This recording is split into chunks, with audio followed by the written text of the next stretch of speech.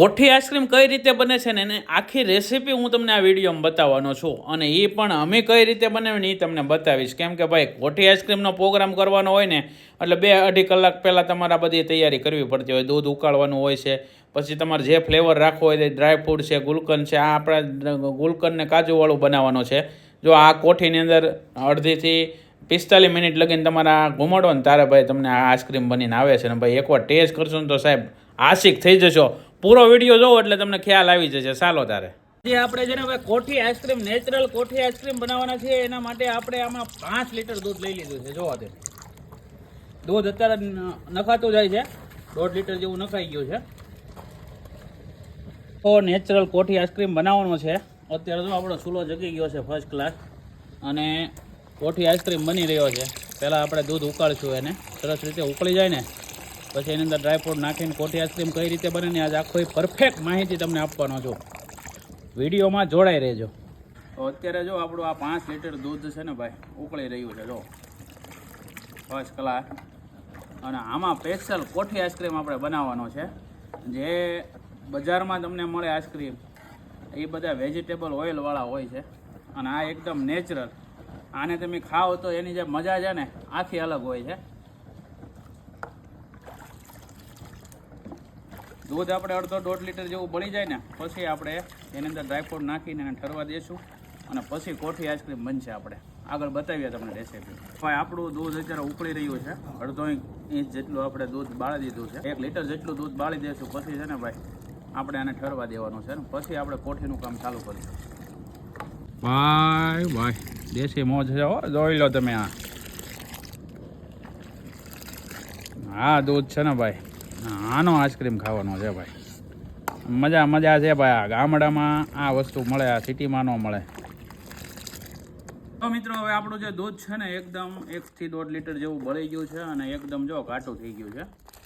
હવે આપણે ચૂલાને બંધ કરી દીધો છે અને હવે આપણે નીચે ઉતારી લઈએ.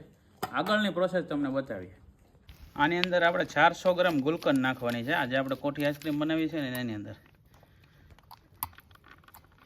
પાલીતાણાની પ્રખ્યાત ગુલકંદ મગાવી લીધી છે આપણે અને તે આપણે નાખી દઈએ છીએ અંદર કેચરવાળી. આપણે જે દૂધ જે ગરમ કર્યું ને તે હવે ગુલકંદની માથે નાખી દેવામાં આવશે અને પછી થોડુંક આને ઠરવા દેવામાં આવશે. તમે જોઈ શકો છો બધું દૂધ આવી ગયું છે આની અંદર. હવે ઘડીક ઠરવા દેવામાં આવશે. એ રીતે મિક્સ કરી દેવાની છે. જે ગુલકંદ છે ને એ આખા જે દૂધ છે ને એની અંદર મિક્સ થઈ જાય.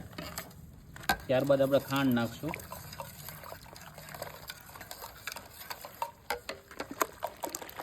આપણે ખાંડ લઈ લીધી છે. ખાંડ છે ને આમાં આપણે 400 ગ્રામ જ નાખવાની છે આ 5 લીટર દૂધની અંદર. હવે નાખીએ આપણે ખાંડ.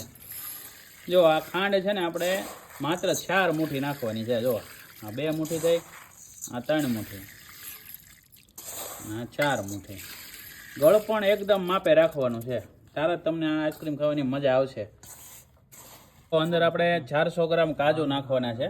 આ કાજુની ટુકડી લઈ લીધી છે. જો આ બધા કાજુ આવી ગયા અંદર. ગુલકંદ, કાજુ અને ખાંડ નાખીને હવે આપણે કમ્પ્લીટ કરી નાખ્યું છે. આગળની પ્રોસેસ તમને બતાવીએ. જો મિક્સ કરી દઈએ અંદર ડ્રાયફ્રૂટથી ભરપૂર. જો મિત્રો આ કોઠી છે, તમે જોઈ શકો છો આખી લાકડાની છે. આની અંદર આપણે આઈસ્ક્રીમ બનાવવાનો છે અને આ છે તે સ્પેશિયલ તેમનું આઈસ્ક્રીમ જે અંદર બને ને આની અંદર જે આઈસ્ક્રીમ નાખી દેવામાં આવશે. પછી આ વસ્તુ એક ફિટ કરવામાં આવશે અને ત્યારે મિક્સ કરેલી જે વસ્તુ છે ને તેની અંદર નાખી દેવામાં આવશે. જો આ સ્પેશિયલ કોઠીમાં ફિટ કરી દેવામાં આવે છે.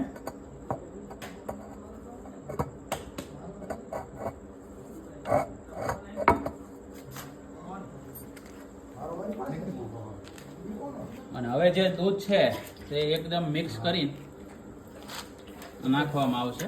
તમે જુઓ આ મજા છે. આ અને સ્પેશિયલ ડ્રાયફ્રૂટથી ભરપૂર ગુલકંદ વાળું આ આઈસ્ક્રીમ ખાવાની મજા જ કંઈક મિત્ર આખી અલગ રહેશે. જો આ ભરી દીધું છે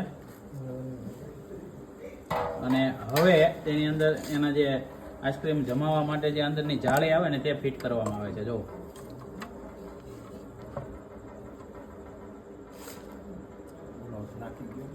એક પછી એક વસ્તુ અંદર ફિટ થાય છે. આ એના બ્રહ્માસ્ત્ર કહેવાય. કોઠી આઈસ્ક્રીમના કોઠીના આ બધા ફિટ કરવામાં આવે, ત્યારબાદ કોઠીને છે ને ભાઈ ફેરવવામાં આવશે.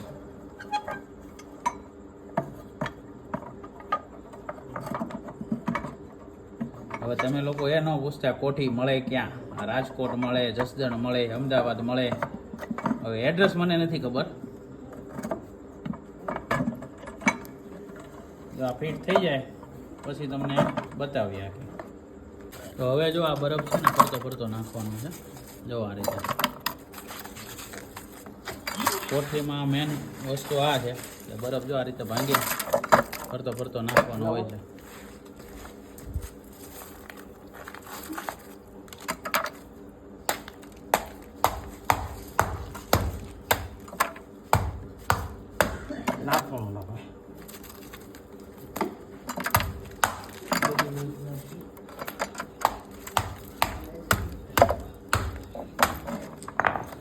બધી બધું ગોળ બરફ નાખાઈ રહ્યો છે. લાડી પર નાખો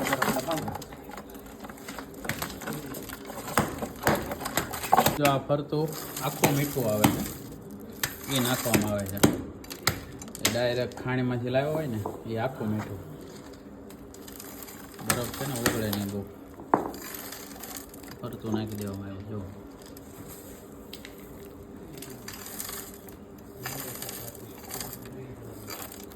જો આ બરફના અહીંયા કટકા થઈ રહ્યા છે.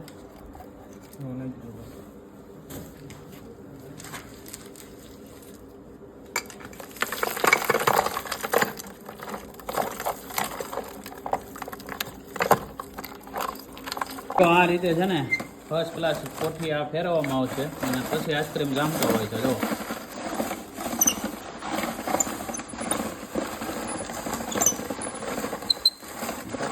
બરફ છે એ આખો જામતો જાય છે પછી આઈસ્ક્રીમ જામતો.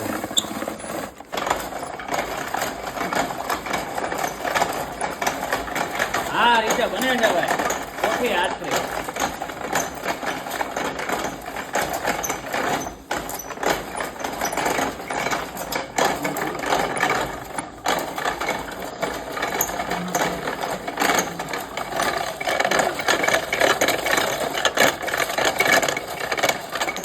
કેટલી વાર લાગશે જીતુભાઈ? હવે અડધી કલાક જેવું થશે.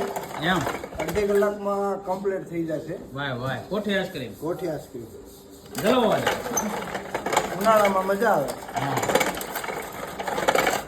હવે આઈસ્ક્રીમ છે ને ભાઈ એકદમ કમ્પ્લીટ થઈ ગયો છે. હવે તમે જોઈ શકો છો આ કોઠીને જે માથેનું જે એનું અસ્ત્ર છે એ કાઢવામાં આવી રહ્યું છે, બ્રહ્માસ્ત્ર. અને સ્પેશિયલ જો આઈસ્ક્રીમ કેવો બન્યો હું તમને બતાવું. વાય વાય વાય જામી ગયો હો. નેચરલ, એકદમ નેચરલ. ઓહો એ માલ હો ભાઈ, આ માલ ખાવ ને તો તમને જામે ભાઈ. અને મનીષભાઈ ને પૂરી મહેનત છે આમાં.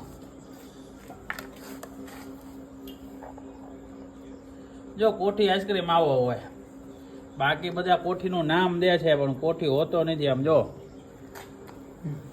આ લાઈવ કોઠી આઈસ્ક્રીમ હો, એ જો કમ્પ્લીટ થઈ ગયેલો કોઠી આઈસ્ક્રીમ કમ્પ્લીટ છે. જો મોજે મોજ છે ભાઈ. જો એમ જો એકદમ હો એકદમ આમ જો કણીદાર ને મોજદાર. આમ જો ખાવ એટલે આમ ભાઈ ભાઈ આઈસ્ક્રીમ જોવો તમે ભાઈ, મજા આવી જાય. કાજુ ગુલકંદ ને ભાઈ કેમ લાગ્યો જીતુભાઈ? હે બહુ સરસ. કેવો લાગ્યો કોઠી આઈસ્ક્રીમ? એકદમ મસ્ત. એમ